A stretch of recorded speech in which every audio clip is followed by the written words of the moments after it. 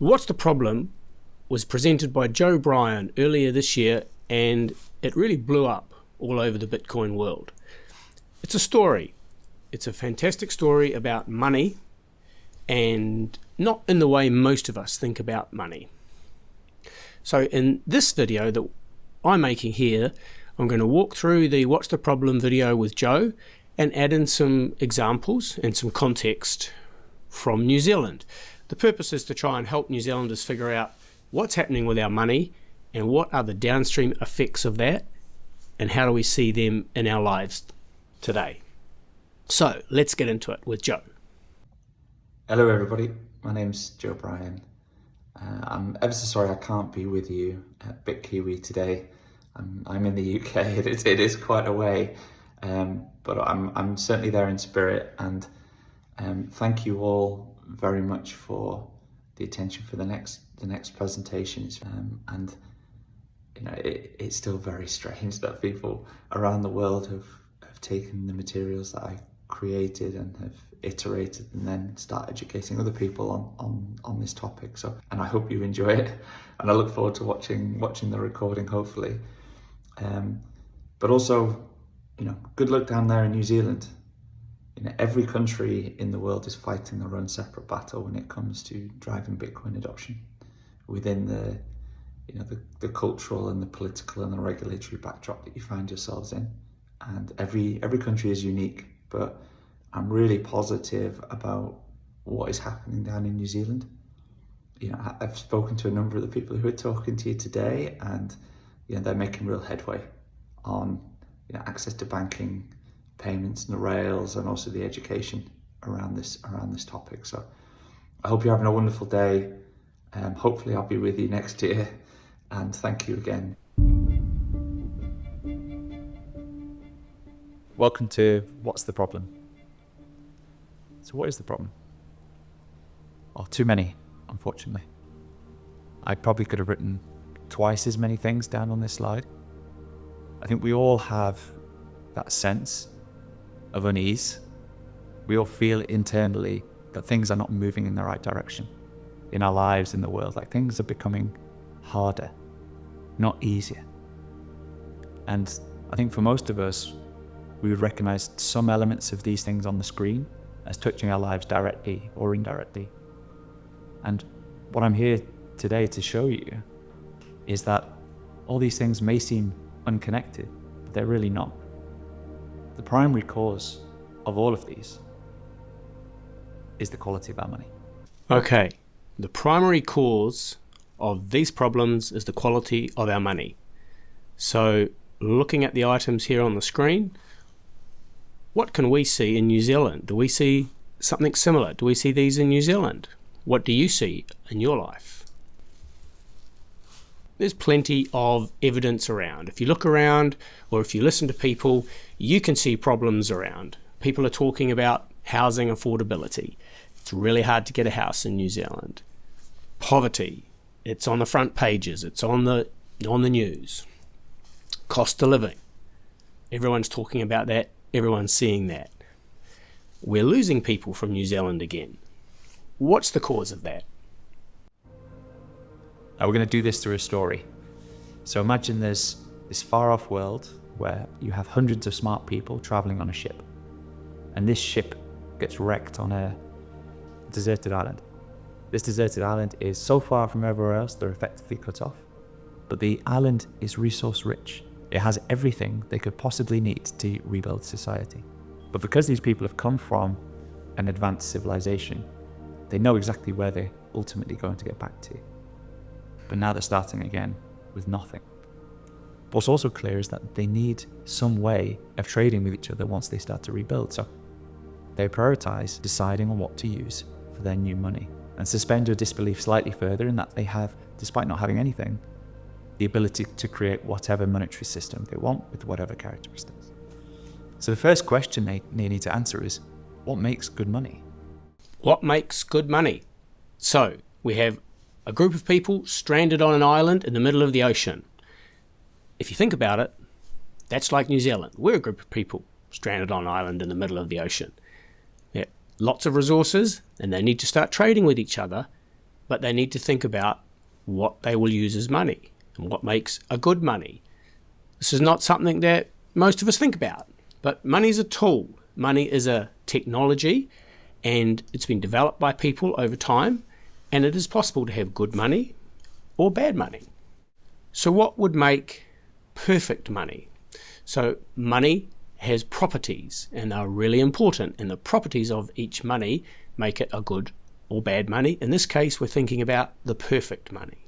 Scarce, how much of it is around? Has to have an element of scarcity. Fixed supply forever is best. Portable, people need to move it around, be able to carry it on their person, or you need to be able to move it over the internet to pay for things online. In the old days, gold was money, wasn't very portable, and especially not portable online.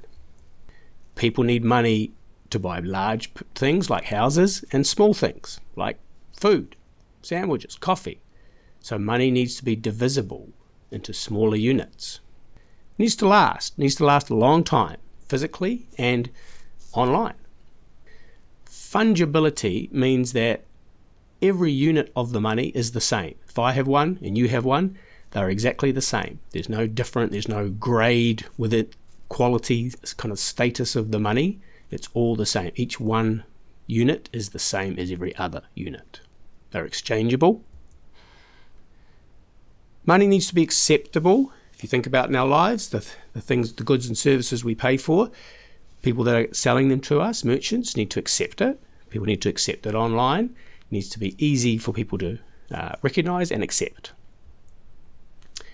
And a perfect money is, what it means here is that you hold the money and you can use it whenever you want to buy whatever you want. No one can stop you from using the money. So that is what we're thinking about when we're thinking about a perfect money. But then there's a disagreement. Two leaders emerge from within the population.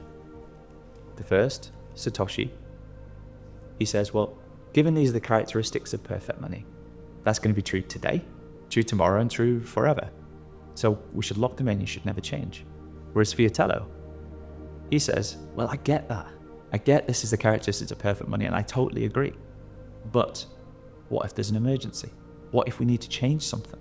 What if the people we put in charge of our money feel like it's not working and need to make an adjustment? I think we should have the perfect money, but we should also have a big red button, which allows someone to press it and change any of the characteristics if we need to. Of course, no one ever will, but just in case. Okay, so they have a disagreement about what makes perfect money, or the money they'll use. Fiatello thinks that we can have the perfect money, but we need to be able to change it if we need to. Now, no one ever will, but just in case.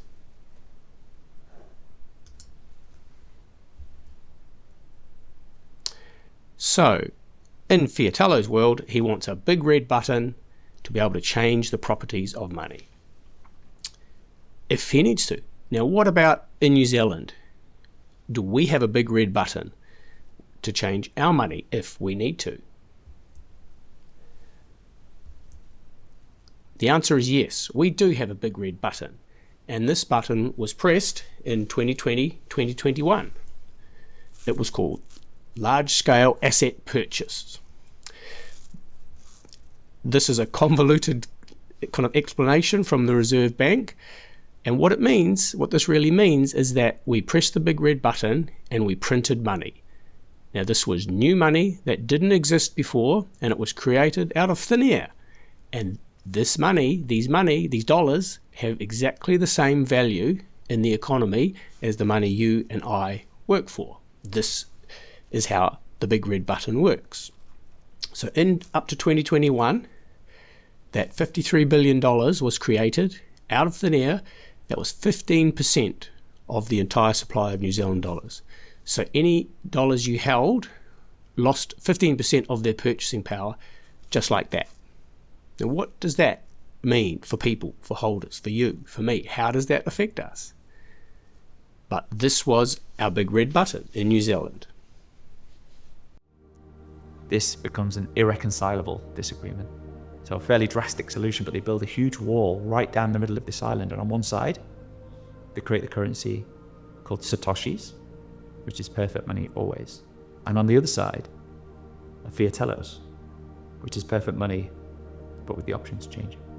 Now this wall is so big, it cuts off the communication and the trade between both sides on the island. So effectively, they're cut off from one another. So to begin with, nobody has anything on either side of the island. So everyone's starting from zero. And initially, people have to be self-sufficient. Each person is fishing for their food, cutting down trees for the wood to make fires, and also for houses, and then they're also building their own shelters. Now, even though they have perfect money, there's very limited trading here because people are working hard just to satisfy their day-to-day needs across all of these goods. But people are different. Some people are better at some things than others. And so people quickly realize that if I spend my time focusing on the things I'm good at, I'm reducing the amount of time I spend on things that I'm poor at, then I can contribute more to society. I can increase the amount of goods I can provide to society in the same amount of time as the average person. So the woodcutter spends all his time now cutting down wood. He stops fishing, he stops building shelters. And because he's spending his time cutting down wood, he increases the quantity of wood available to everyone else versus 3 people spending a third of their time each, because he's good at it. And not only does the increase in the quantity of wood available reduce the price of wood for everybody on the island, the quality is also high. He's better at doing it. He produces a higher quality output. So prices fall and quality increases. And not only that, he's not the only woodcutter. There are multiple woodcutters. So they're all competing to supply wood to everybody else. And they're competing at price and in terms of quality. And now what happens is, because the woodcutter needs other goods to survive, he has to sell the wood to buy fish, he has to sell the wood to pay for the services of the home builder. So now everybody is actively trading in this perfect money. Now, because processes continue to improve, the woodcutter can now satisfy the needs of the rest of the population for wood in a smaller amount of time. He can then take that time and think about his own processes, his own innovations. Maybe he can make cutting down wood even more efficient. And if he does that, it drives prices lower. It drives quality higher. Maybe he reaches the end of his innovation within his woodcutting and then uses the excess money and excess capital he has to invest in other people. Maybe he lends it to the fisherman, who then builds a boat to increase the amount of fish the fisherman can catch for everybody. So what happens over time, in a free market with perfect money, prices go down forever and quality goes up forever. In a free market with perfect money, prices go down forever and quality goes up forever. Now, imagine living in a world like that. This is what would happen if we had perfect money and open markets. Now, on the island, they started with both sides having perfect money, good money. But what happens if the money is not perfect? So both sides of the island has the good money on each side. The properties of the money has remained unchanged and stable. And remember, now, a money with increasing purchasing power will increase the quality of life for people. Over time, things become more affordable, not less affordable. A money with decreasing purchasing power decreases the quality of life for everyone. So this is what perfect money would bring. But this is not what we have. We don't have it in New Zealand. No one has it anywhere.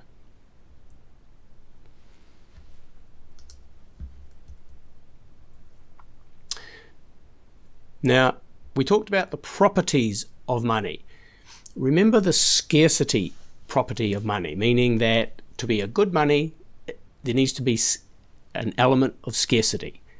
Anything that's really abundant, like grains of sand on the beach, don't make good money. There are many stories from history where modern societies encountered societies using money that was abundant, and their money collapsed when the two worlds met.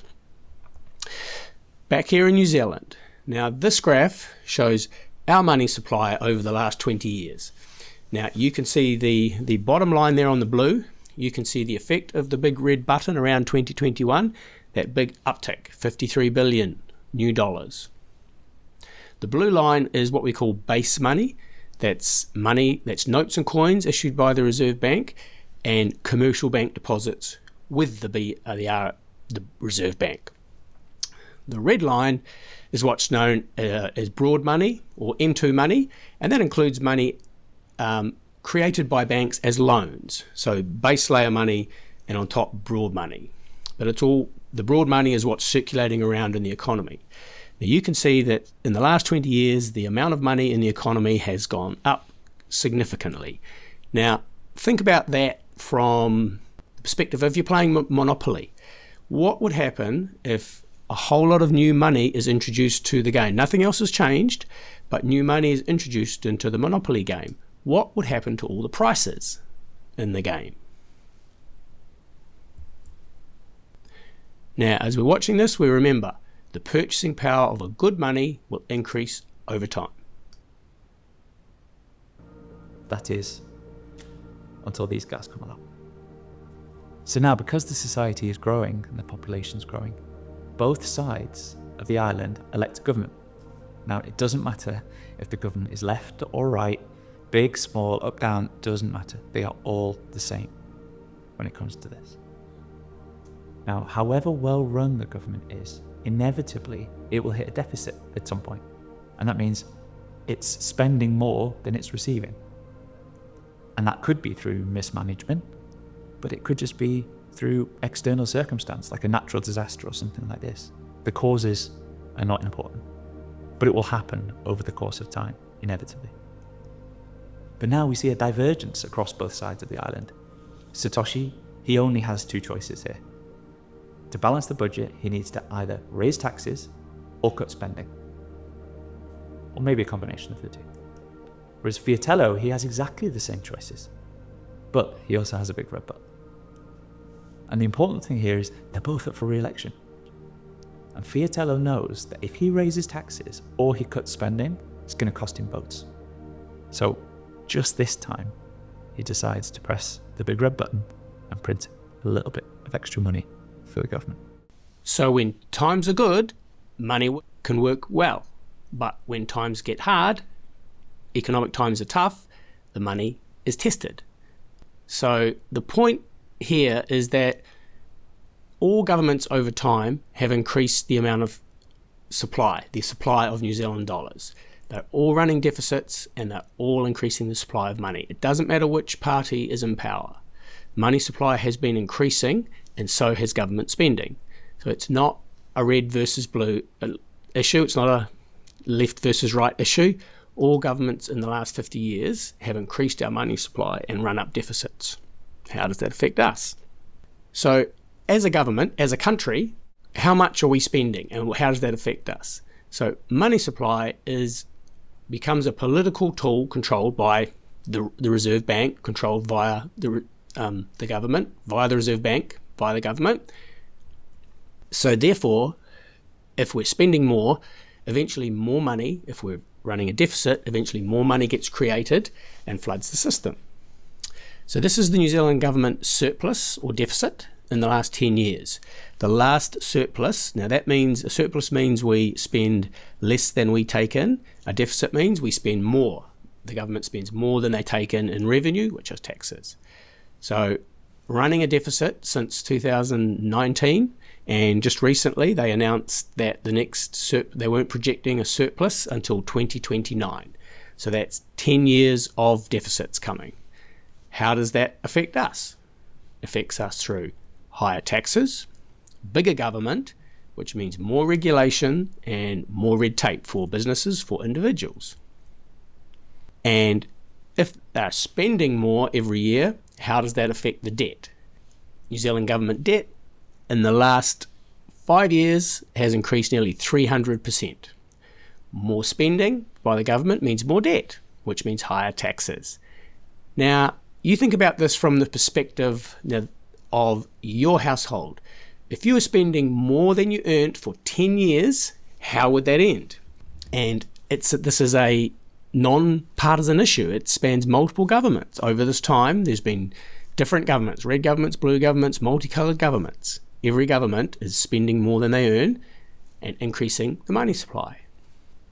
Okay, back to Satoshi and Fiatello. Okay, so what are the consequences? Well, for Satoshi, not great. He cannot hide those changes from the population because they're paying more in taxes or they're getting less back from the government from its spending. So he loses the election.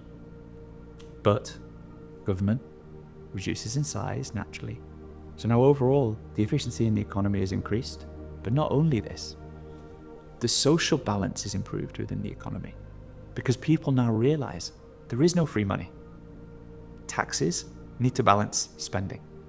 But the important thing is prices continue to fall and quality continues to increase.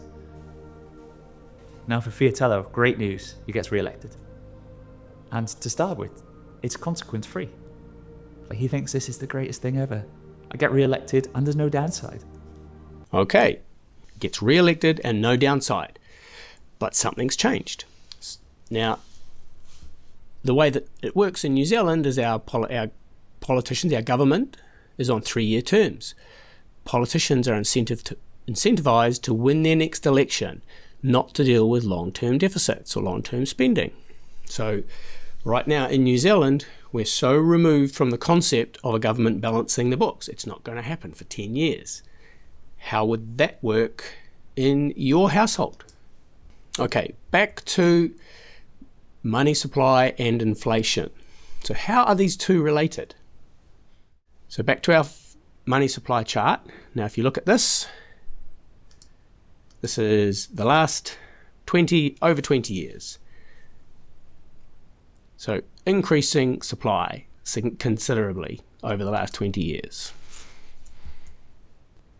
This is house prices and rent and wages. We're specifically looking at same period of time, 20 odd years, prices of houses, the red line, wages. They are not keeping track with the price of houses. And this is consumer prices. The timeline is slightly different, but from 2002, last 20 years, same thing, considerably increasing over time. Now, if you look at these three charts together,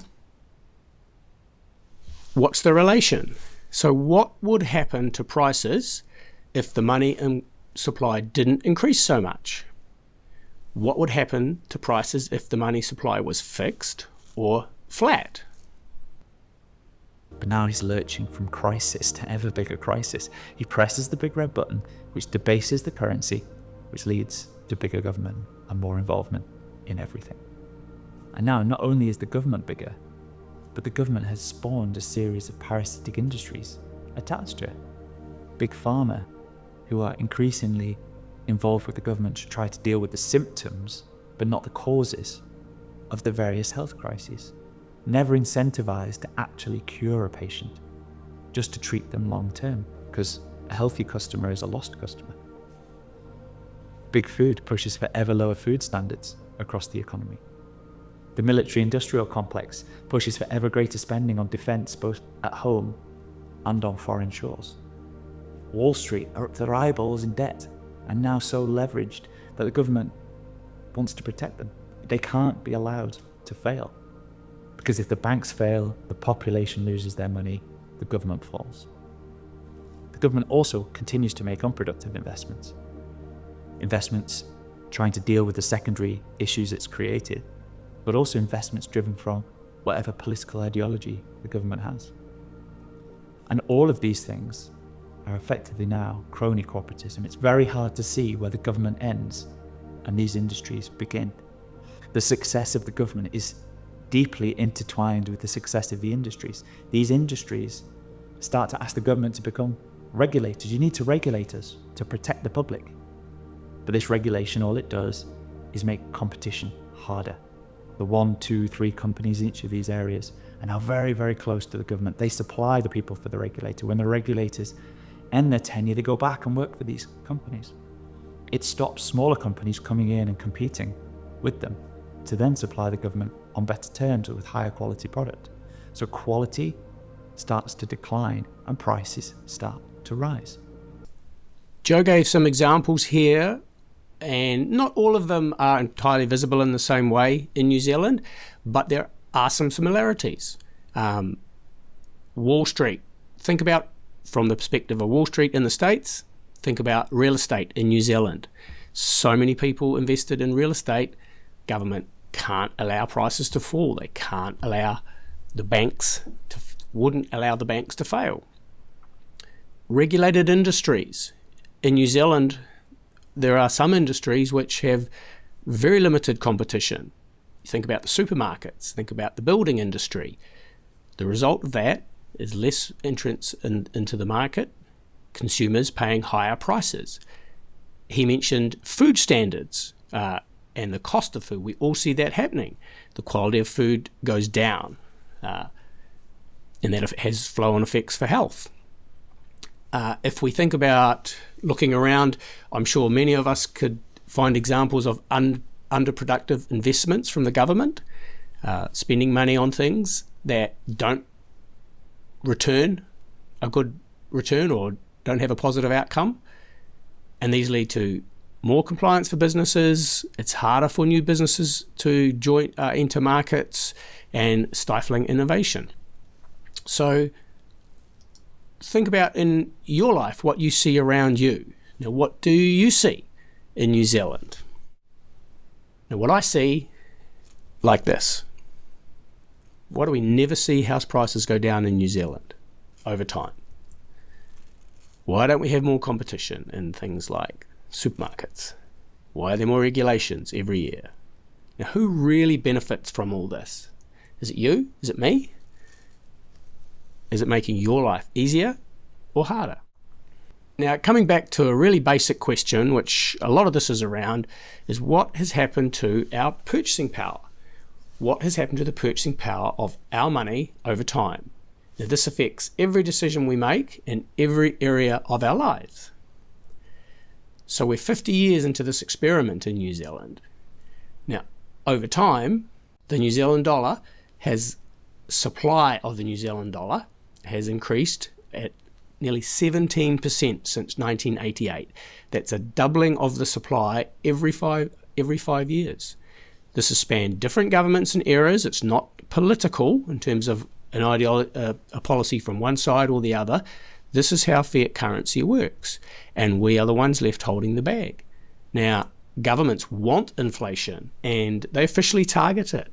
New Zealand was the first country in the world to bring in a targeted inflation rate. Now, they tell us that we need this for growth, but how is the price of everything going up every year considered growth?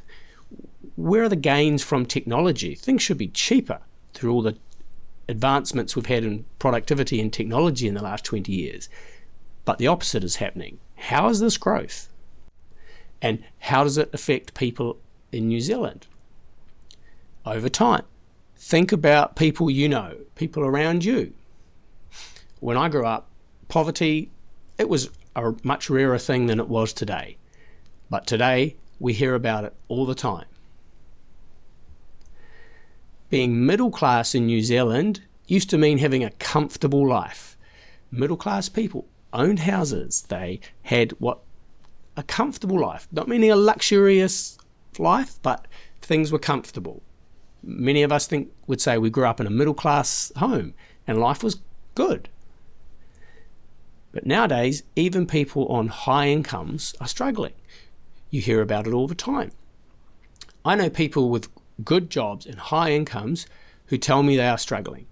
People tell me they worry their kids will not be able to afford houses, even though their kids are working and have good jobs. Now, this has changed over just 1 or 2 generations. So who is really benefiting from this, from the ever-expanding money supply? Who benefits from that? Is it you?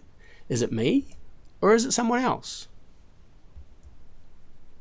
Now, back to Joe. We're going to imagine a new scenario. An alternative appears on the island. But now so much time has passed that the wall down the middle of the island starts to crack. And it starts to crack in such a way that both people and money can start to flow from one side to the other.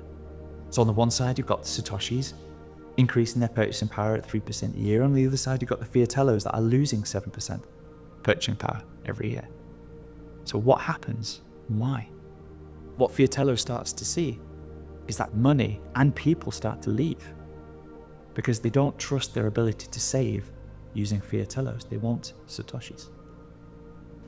Okay, so this sums it up. On a Fiatello standard, your money is stealing from you. Whereas on a Satoshi standard, the whole world is working 24/7 to increase your purchasing power. But now the escape valve is open. People realize they can't save in Fiatellos, so they start selling Fiatellos to buy Satoshis. So the Fiatellos decline further in value, triggering yet more budgetary and currency crises for Fiatello to deal with. And the only choice is to press the big red button again. The only choice is to press the big red button again. Now, on the island, they had an alternative. They became aware of the alternative on the other side of the wall. In a world with bad money, if a better alternative exists, people will seek it out. People will leave and they'll move their energy, move their capital to the better money. Now, what would we do if we had a better alternative? If we accept that we are living in a world with poor quality money, what happens next? Where does this go? Where does it go on the island for Fiatello? Where does it go for us? So we are seeing inflation in New Zealand. Everybody sees that. The cost of hard assets are going up. The cost of things you need to live, we all need to live, is going up. Some things more than others, but the things you really need, the price is going up. That's here. Asset seizures. Are we seeing that? More taxes on our property. Australia are proposing an unrealised capital gains tax. There are more extreme examples. In Cyprus, just after the great financial crisis, there was a 45% haircut on deposits. The government took 45% of their money from the bank. Earlier, in the US, nearly 100 years ago, the US banned citizens from holding gold. Less freedoms in society.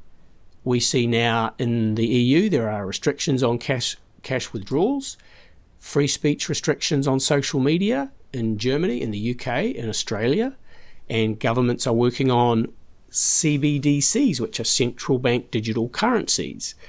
This is programmable money controlled by the government. Did you know that New Zealand is working on a pilot CBDC for New Zealand right now? Did you know that? And in the scenario that nobody wants to think about, war, it's already here in some parts of the world. So in New Zealand, where are we on this scale?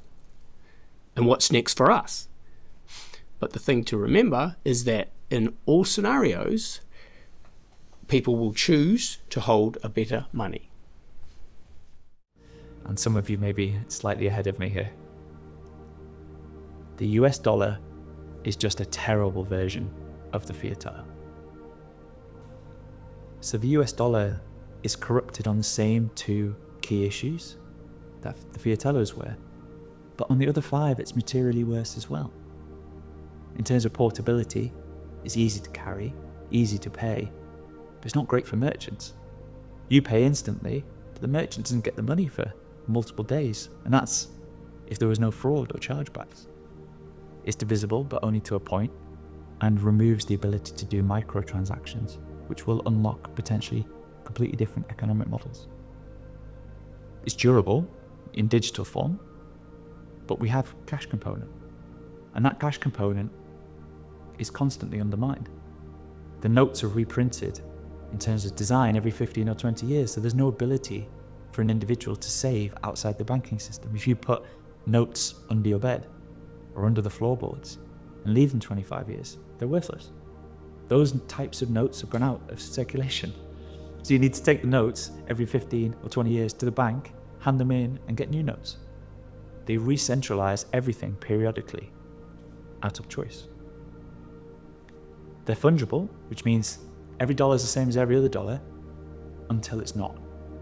Some countries around the world have already introduced what are known as CBDCs, which is central bank digital currency. But effectively, it's programmable money. A specific dollar may have an expiration date. You need to spend it before this period of time elapses, or else it disappears. Or a dollar may have only specific use cases. You must spend this dollar on X or Y, or you must not spend this dollar on A, B, C. The dollar is very acceptable around the world, but you can't pay for it everywhere. And typically, most national currencies are only acceptable in their own country. Now, Joe is talking about the US dollar here. So let's link this back to the New Zealand dollar.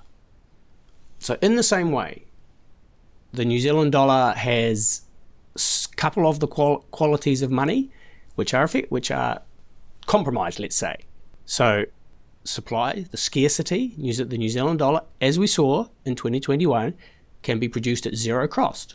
And the bottom one, we can still use New Zealand dollars, mostly where we want, when we want to. But have you ever had your bank accounts frozen? Has your banking app ever gone down?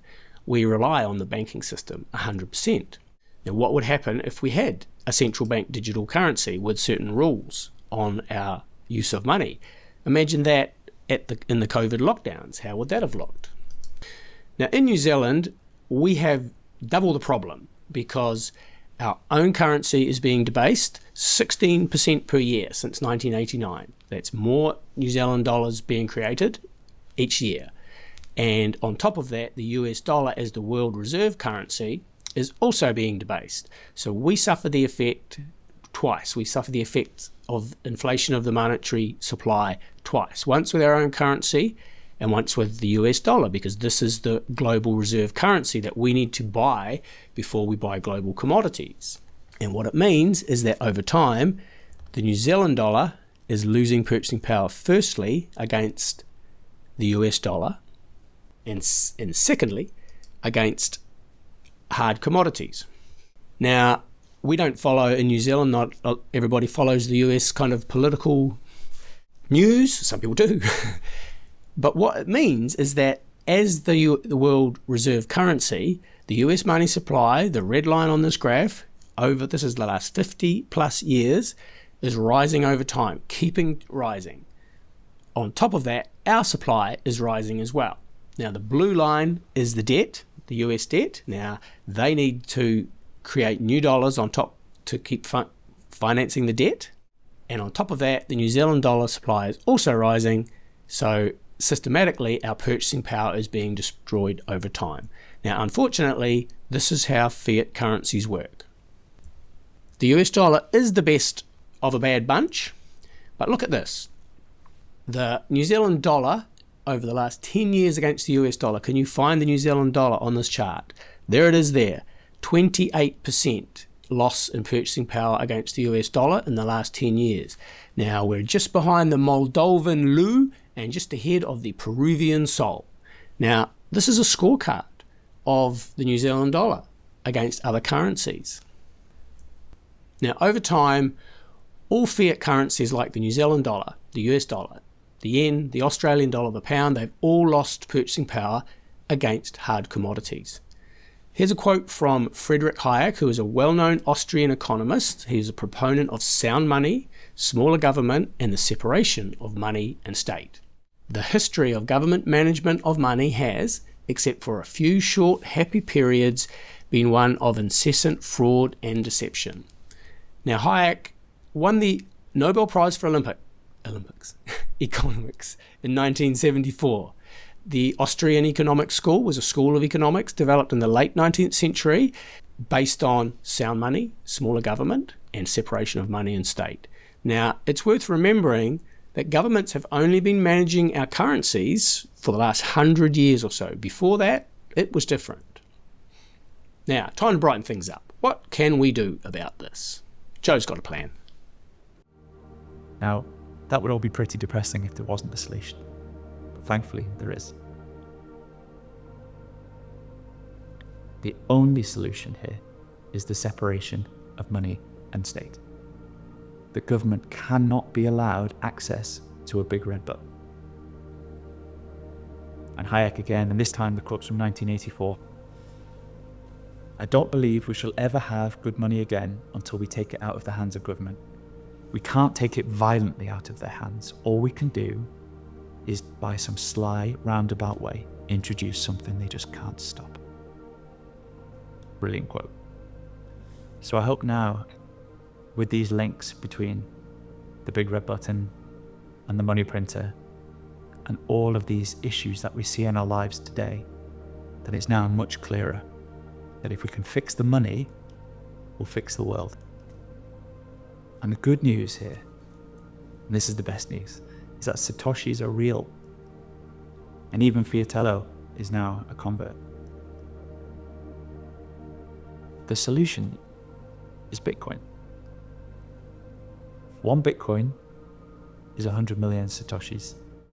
One Bitcoin is 100 million Satoshis.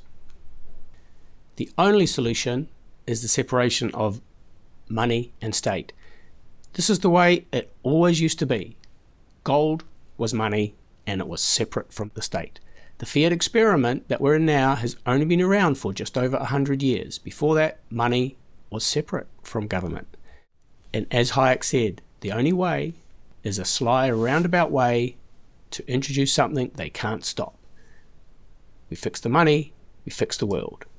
That's Bitcoin. So thanks for watching through to the end. Now what to do now? Go to satsversusfiat.com and watch the full video from Joe. Learn more about Bitcoin. Learn more about Bitcoin in New Zealand on kiwibitcoinguide.org. Find a meetup near you. Meet other Bitcoiners. Learn Bitcoin. Thanks for watching.